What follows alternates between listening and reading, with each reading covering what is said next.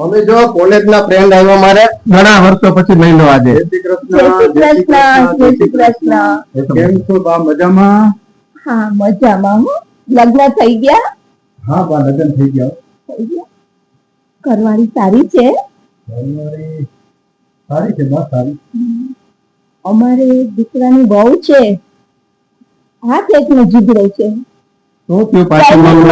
કોઈ કામ જ ન થાય. પાછું કઈ ઝઘડા થયા? શું થયું આ લોકોને? પાછું કઈ ઝઘડા થયા? એ લોકોનું દરરોજનું છે એટલે હું કઈ માથું મારતો નથી. શું થયું પાછું? કઈ ઝઘડો થયો છે આજે? અરે મારા આજે વિશેષ પૂજા હતી. મેં એને કહ્યું કે 5 વાગે ઉઠી અને મને થોડુંક તૈયાર કરી દેજો. ઉઠી જ નહીં. 7 વાગે ઉઠી. ક્યાં છે અત્યારે? ક્યાં ગઈ છે? આજુબાજુ જ છે. એટલે ક્યાં ગઈ? અહીં આવજે. તને કહું છું ક્યાં છે? અહીં આવજે. તને મમ્મીએ 5 વાગે ઉઠવાનું કીધું તું, તું 7 વાગે ઉઠી છો અને પાછી રાડું નાખે છો.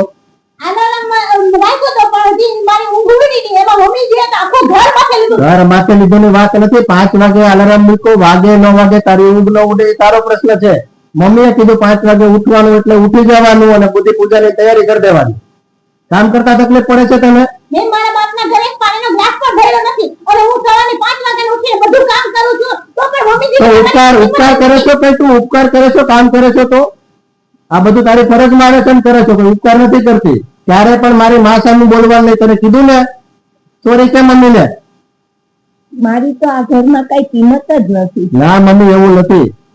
સોરી કે તને કીધું ને? સોરી સંભળાવો ને. એ સોરી મારા બાપ, મને માફ કરજો. બેટા ઘર બતાવ, ઉપર આપણું એને ઘર બતાવ. ચાલો આવો આવો. શું કરે હિરોઈન? સારું. વાહ, અજબ ગજબ, શું વાત છે મિત્ર. મને કઈ સમજાણું નહીં. આપણે નીચે બેઠા હતા ત્યારે મમ્મી સાથે ઝઘડતા હતા ને ઉપર તમે આવ્યા તો તમારી પતિ પત્નીનો આટલો સચોટ પ્રેમ. મને કઈ સમજાણું નહીં. જરા આ બહુ અજુબ તો લાગ્યું મને. તમે જે નીચે જોયું ને એ પતિ પત્ની હતા અને ઉપર અમે બંને એક ફ્રેન્ડની જેમ રહીએ છીએ. આના માટે એવું છે મતભાઈ કે તમારે છે ને તમારી પત્ની સાથે ફ્રેન્ડની જેમ રહેવું પડે. એનું કારણ શું છે કે તમે તમારા માતા પિતાને કઈ ના કહી શકો. પત્ની તમારી સમજતી હોય ને તમારી સાથે ફ્રેન્ડની જેમ રહેતી હોય તો જ તમને પરિવારનો આનંદ અત્યારે આવે છે. એનો મતલબ એ છે કે મારે પણ અગર મારી પત્ની સાથે સારા સુમેળ રહેવું હોય તો તમારી પાસે ગુરુ મંત્ર લેવો પડશે મિત્ર. ગુરુ મંત્ર તો ખાસ એવું છે કે તમે તમારી પત્ની સાથે 5 S એ 5 S રાખો ને તો તમારે મિત્ર સાથે જે રીતે રહેતા હોય એવું પત્ની સાથે રહી શકો. એમાં પહેલું છે કે તમારી પત્નીને સાંભળો. કઈ પણ એ કહેવા માંગતી હોય તો આજે આપણે બંધ કરી દઈએ છીએ પણ એને સાંભળો. બીજું છે સમજો એને શું કહેવા માંગે છે, એની લાગણીઓ એની ભાવનાઓ છે એને સમજો. ત્રીજું છે કે તમે એને સ્નેહ આપો, ખૂબ સ્નેહ આપો તમારી પત્નીને. એ પોતાનું ઘર છોડીને આવી છે. ચોથું છે કે એને સાથ આપો. દરેક વાતમાં કઈ નવું કરવા માંગે છે તો એમને સાથ આપો. અને છેલ્લો 5મો છે ખૂબ મહત્વનો કે સરખામણી ના કરો. તમારી પત્નીની બીજી કોઈ સ્ત્રીઓ સાથે સરખામણી ના કરો. ભગવાને દરેક વ્યક્તિને અલગ અલગ બનાવ્યા છે, દરેકમાં અલગ અલગ ક્વોલિટી રાખી છે. એટલે તમારી પત્નીની બીજી સાથે સરખામણી ના કરો. આ 5 તમારા જીવનમાં આવી જાય તો તમારી પત્ની છે તમારી સાથે આ રીતે ફ્રેન્ડની જેમ રહી શકે. મારે તમને પૂછવું છે બેન, મારા મિત્ર નીચે મેં જોયું તમારી સાસુ સાથે કે તમે બંને ઝઘડતા હતા અને મારા મિત્ર તમને ખૂબ ખીજાતા હતા. એ તમે કઈ રીતે મેન્ટેન કરો? મારે તમને પૂછવું છે. મને સમજે છે અને સારી રીતે રાખે છે. એક સ્ત્રીને બીજું શું જોઈએ? એનો પતિ એની સાથે હોય એટલે આખી દુનિયાને પણ લડી શકે છે. અને મારા પતિ મારા ભગવાન જેવા છે અને મને એ રીતે રાખે છે. બીજું શું જોઈએ અત્યારની સ્ત્રીઓને?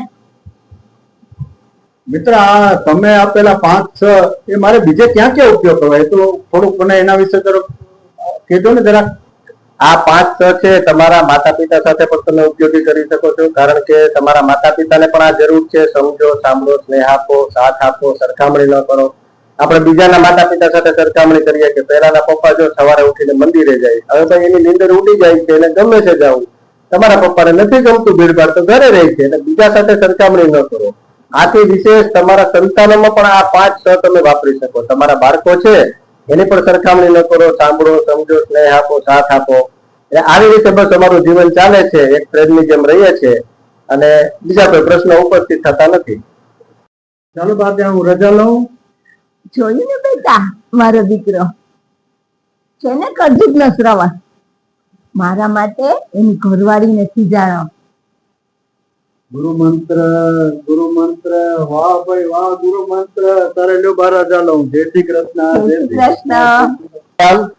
રામદૂત સુંદરકાંડ પરિવાર વેરાવળ દ્વારા આ વિડીયો ખાસ બનાવવામાં આવ્યો છે. આજના પરિવારમાં જે ઝઘડાઓ થાય છે તેમાં પતિ પત્ની શું ભૂમિકા ભજવી શકે, આ હેતુથી ફક્ત એક આ વિડીયો બનાવ્યો છે.